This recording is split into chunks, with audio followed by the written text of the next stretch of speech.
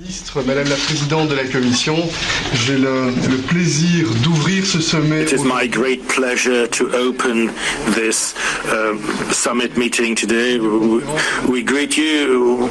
It's a pleasure to meet you, even if only by video conference, only a virtual meeting. We had very much hoped to meet you in person, but it wasn't possible for you to come here.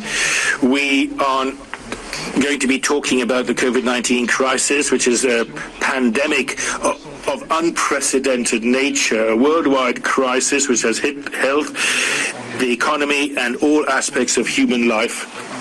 And this pandemic requires a global response, an international response. And I'd like to thank India for the cooperation your country has shown with the EU. I'd like to pay tribute to your role nationally, your mobilization, but internationally, the role you've played multilaterally in combating this pandemic.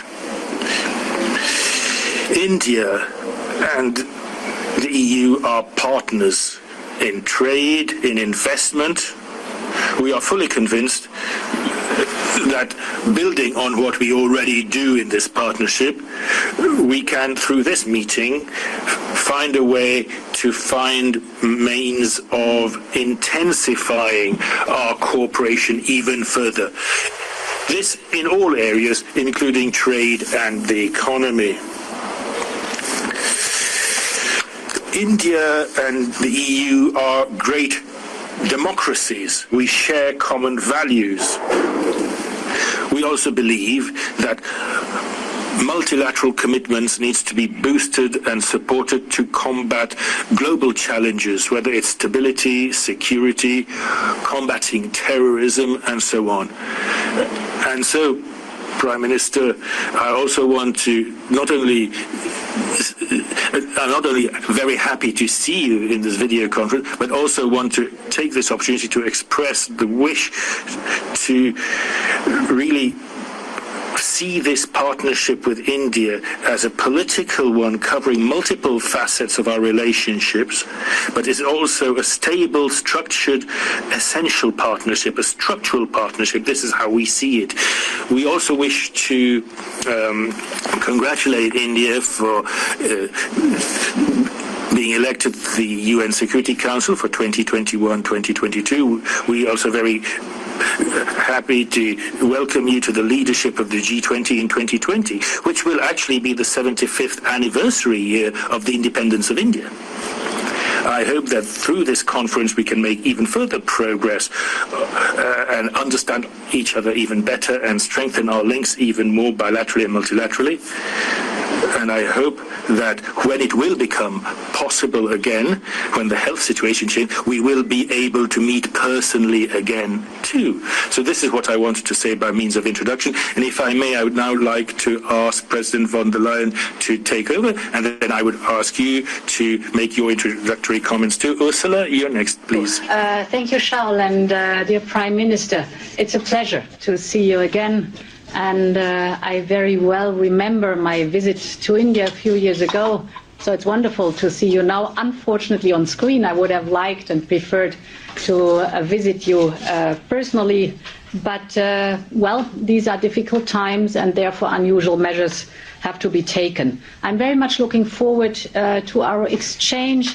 Me too, I would like to offer my sincere congratulations on twice on two topics. First of all, indeed, on the positive vote in the United Nations, and secondly, on securing the G20 presidency in 2022. So there is a lot of work ahead of us together. I will not, right for my introductory remarks, go too much in depth because we have a packed agenda. It's a pleasure to see you again.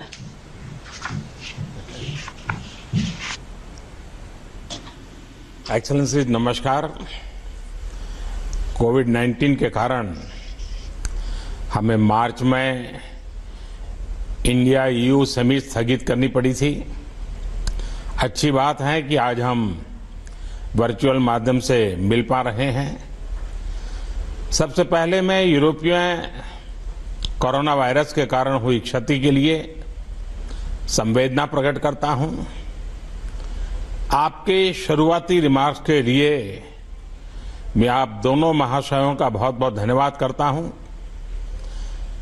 आपकी तरह मैं भी भारत और EU के संबंधों को और विस्तृत और गहरा बनाने के लिए प्रतिबद्ध हूं। इसके लिए हमें एक दीर्घकालीन स्ट्रेटेजिक पर्सपेक्टिव अपनाना चाहिए। इसके साथ साथ एक एक्शन ओरिएंटेड एजेंडा बनाना चाहिए जिसे निर्धारित समय में कार्यान्वित किया जा सके। भारत और ईयू नेचुरल पार्टनर है। हमारी पार्टनरशिप विश्व में शांति और स्थिरता के लिए भी उपयोगी है। यह वास्तविकता आज की वैश्विक स्थिति में और भी स्पष्ट हो गई है। हम दोनों ही डेमोक्रेसी, प्लुरलिज्म,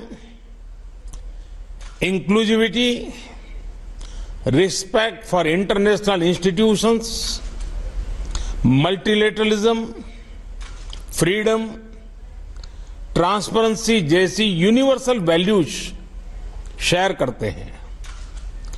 कोविड-19 के बाद आर्थिक क्षेत्र में वैश्विक स्तर पर नई समस्याएं उत्पन्न हो गई।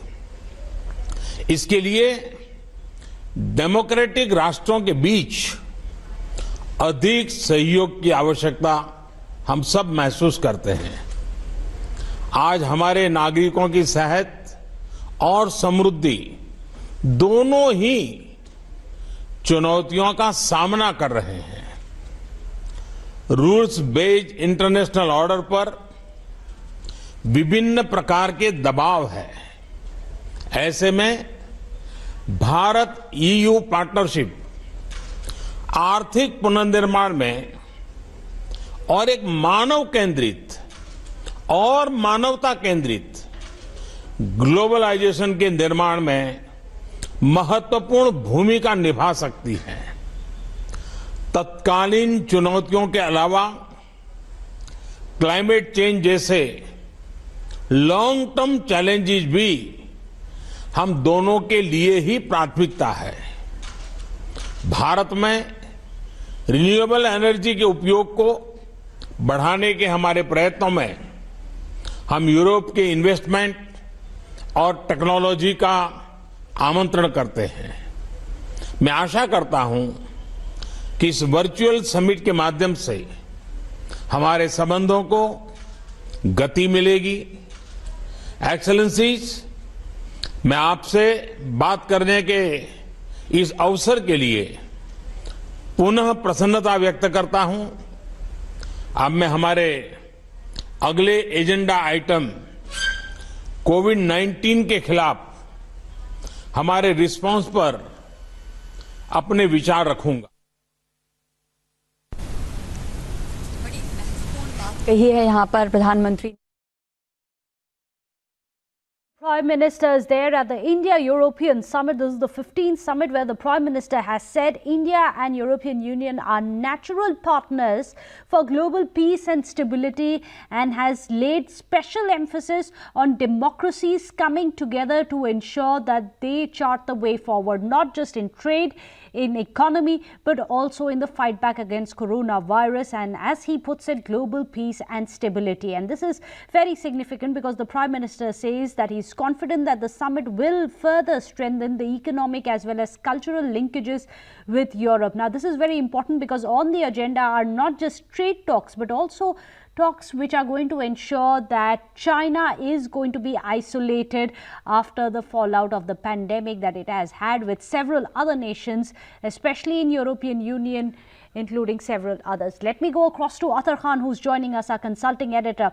Athar, what's very significant is how the Prime Minister started that speech by laying special emphasis on saying that India and European Union need to come together, not just for trade, but to ensure peace and stability globally as well. Absolutely. Key words clearly in that very short speech, introductory remarks by the Prime Minister. He stressed on the fact that there needs to be an action-oriented plan between the two sides here, India and the EU, to make sure that in the times of COVID, in a global pandemic, economic reconstruction can begin. He also mentioned that EU and India were natural partners, given the fact that most EU members, of course, all of them are democracies. So is India. He says that EU and India shared values on democracy and humanity-based globalization is the way to move forward. These are the words of the Prime Minister. He says human rights and humanity-based globalization is the way forward. He also goes on to say that increased cooperation between democracies is the only way we can actually start that humanity-based reconstruction or economic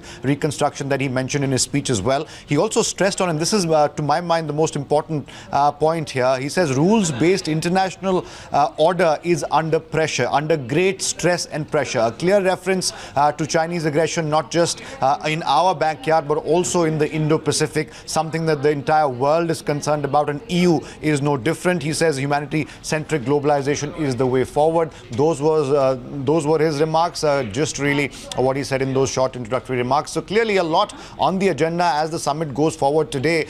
Many areas of cooperation that the two sides will be exploring, including, of course, as we've been talking about here on Times Now, is the FTA, the Free Trade Agreement, which was also known as the Bilateral Trade and Investment Agreement between EU and India. It's been hanging fire for the best part of 7 years.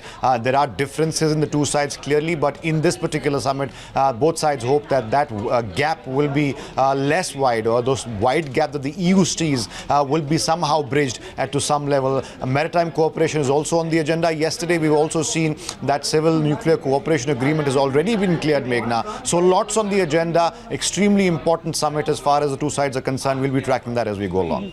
Well, do that for us. With that, a short break right here on Times Now. We'll get you more updates from the India-EU summit.